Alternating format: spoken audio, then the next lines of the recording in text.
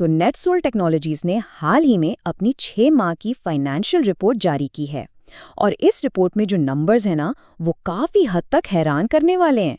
आइए मिलकर इन नंबर्स की तह तक पहुंचते हैं और समझते हैं कि 31 दिसंबर 2025 को ख़त्म होने वाले इन 6 महीनों में कंपनी की असल कहानी क्या रही है। तो इस पूरी कहानी को समझने के लिए हमारा प्लान क्या है? सबसे पहले हम मुनाफे की बड़ी तस्वीर पर नज़र डालेंगे। फिर ये देखेंगे कि ये पैसा आया कहाँ से और कंपनी की माली हालत कैसी है। उसके बाद हम कैश की असल कहानी को समझेंगे और आखिर में सबसे अहम नुकात को समेटेंगे। तो चलें शुरू करते हैं। तो चलिए सीधा काम की बात करते हैं। सबसे पहला और सबसे बड़ा सवाल, नेटसोल ने कैसा परफॉर्म किया? और किसी भी कंपनी की परफॉर्मेंस जानने का सबसे सीधा तरीका क्या होता है? उसका मुनाफा, है ना? तो आइए देखते हैं कि नेटसोल इस महाज पर कितनी कामयाब रही। तो ये है सबसे बड़ी हेडलाइन। नेटसोल के नेट प्रॉफिट में सुनिए 1019% का इजाफा हुआ है। मतलब 2024 में जहां कंपनी ने 64 मिलियन रुपए कमाए थे, वहीं 2025 में ये नंबर 718 मिलियन रुपए से भी ऊपर चला गया। ये तो वाकई एक जबरदस्त जंप है। लेकिन सवाल ये है कि इतना बड़ा मुनाफा आखिर आया कहाँ से?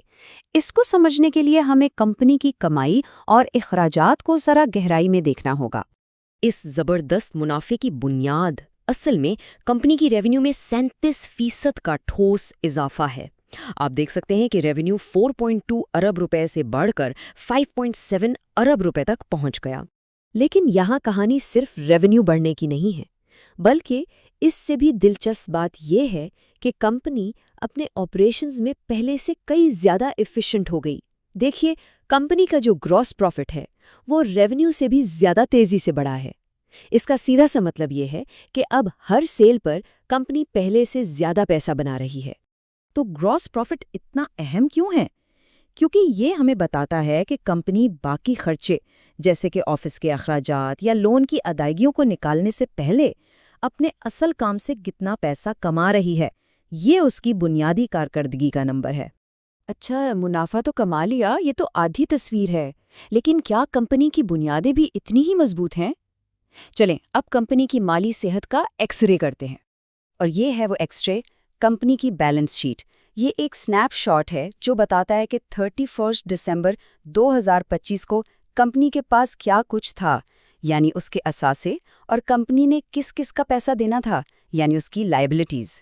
कंपनी के कुल असासे 15.2 अरब रुपए से भी ज़्यादा हैं। और यहाँ दिलचस्प बात यह है कि इनमें से 90% करंट एसेट्स हैं, मतलब कैश या ऐसी चीज़ें जो फ़ौरन कैश में बदली जा सकती हैं।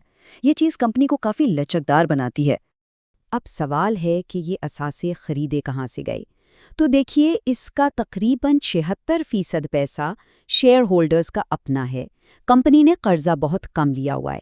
ये एक बहुत ही मजबूत फाइनेंशियल स्ट्रक्चर की निशानी है, क्योंकि इसका मतलब है कि कंपनी पर सूद की अदायगियों का दबाव कम है। ठीक है, मुनाफे की कहानी बहुत अच्छी है, लेकिन कहते हैं ना, मुनाफा एक राय है, कैश एक हकीकत है। कैश किसी भी कंपनी के लिए खून की तरह है। तो अब देखते हैं कि कैश की असल कहानी क्या है। पैसा आया कहाँ से और गया कहाँ? तो कैश फ्लो की स्टेटमेंट को समझने के लिए इसे 3 हिस्सों में तोड़ा जाता है। पहला, ऑपरेटिंग एक्टिविटीज़, यानी रोज़मर्रा के कामकाज से कितना कैश आया या गया। दूसरा, इन्वेस्टिंग एक्टिविटीज़, यानी असासे खरीदने या बेचने में कितना कैश लगा। और तीसरा, फाइनेंसिंग एक्टिविटीज़, यानी कर्ज लेने या शेयर्स जारी करने से कितना कैश हासिल हुआ। और यहाँ पर कहानी में आता है एक बहुत बड़ा ट्विस्ट। याद है वो हज़ारों फीसद मुनाफे का इजाफा? इसके बावजूद कंपनी के रोज़मर्रा के कामों से कैश आने के बजाय 185 मिलियन रुपए उल्टा कंपनी से बाहर निकल गए। ये मनफी नंबर एक बहुत अहम चीज़ की तरफ इशारा कर रहा है। तो इस तस्वुर को समझना बहुत ज़रूरी है। ऑपरेटिंग कैश फ्लो का मनफी होना अक्सर ये बताता है कि कंपनी को अपने ग्राहकों से पैसे वसूल करने में मुश्किल हो रही है या वो अपने सप्लायर्स को बहुत जल्दी अदायगी कर रही है। ये ऐसी चीज़ें हैं जो मुनाफे के नंबर्स में नज़र नहीं आती। तो फिर सवाल ये है कि अगर रोज़मर्रा के कामकाज से पैसा जा रहा था तो कंपनी चल कैसे रही थी? जवाब है फाइनेंसिंग से। کمپنی نے نئے قرضے لیے اور شیئرز جاری کیے، جس سے اسے تقریباً 593 ملین روپے کا کیش ملا، اور اسی پیسے سے وہ اپنے آپریشنز کو فنڈ کر رہی تھی۔ تو اس پوری معلومات کو سمیٹتے ہیں، اس سب کا نچوڑ کیا ہے؟ سرمایہ کاروں کے لیے اس رپورٹ کے سب سے اہم نکات کیا ہیں؟ تو یہ ہے نیٹ سول کی اس 6 مہینے کی سمری۔ ایک طرف تو منافع میں زبردست اچھال ہے، ریونیو بھی شاندار بڑا ہے اور بیلنس شیٹ بھی پتھر کی طرح مضبوط ہے، لیکن دوسری طرف آپریٹنگ کیش فلو منفی ہے اور کمپنی کیش کے لیے فائنانسنگ پر انحصار کر رہی ہے۔ مطلب تصویر کے 2 رخ ہیں۔ تو آخر میں سب سے بڑا سوال یہی ہے، منافع تو زبردست ہے، لیکن کیا یہ کیش فلو کی صورتحال آگے چل کر ایک مسئلہ بن سکتی ہے؟ کیا کمپنی کی یہ شاندار ترقی پائیدار ہے؟ یہ وہ سوال ہے جس پر آنے والے وقت میں سب کی نظر ہوگی۔